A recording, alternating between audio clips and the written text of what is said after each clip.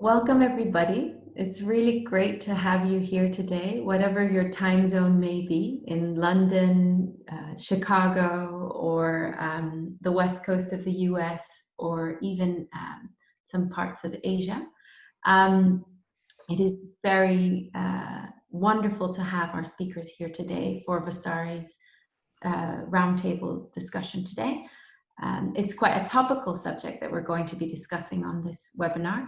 It's about identifying Chinese diaspora within Asian art. This is a topic that's even more poignant today, given the circumstances politically, and of course, given the recent lockdown and events around Wuhan, that there has been a lot of discourse that has resonated with people, perhaps not always in the best way. So we've invited two very esteemed speakers to discuss this issue with us here today.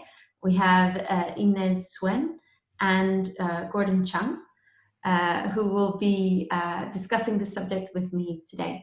Just a little bit more about who I am. My name is Bernadine Brocker-Wieder. I'm the CEO of Vastari, and we help connect different people around the world for exhibitions, including in China and in other parts of the world. And we have invited Cheung and Gordon here today for this discussion. So let's just step right into the discourse. I would love to start with looking at each of your careers within the art world and looking at how you got into the art world. So maybe we can start with you, Cheung. Could you tell us a little bit more about your career in the art world, what you do now, how you've gotten to that point, etc.? Well, my career in the art world, well, thank you first, Bernadine, for having me on here. And I guess I should give a little bit background about myself, and that my background is actually all in design. I have my undergraduate in industrial design, and then I went and I tried to pursue a master's degree in the history of design. And at the time, there were only two programs that even touched on the subject. And one was at the V&A in London, and the other one was in New York at the Cooper Hewitt. And it was the program of the history of decorative arts and design. And it was a great program, and I had a lot of fun learning about museums and things like that. But I never could find a job in that avenue of the world. So I started freelancing.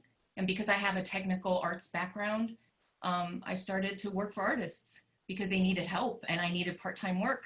And so I started freelancing for different kinds of artists. And then after a while, I realized I was never going to find a job in the decorative arts. So I transitioned to becoming an arts consultant, like a producer for artists.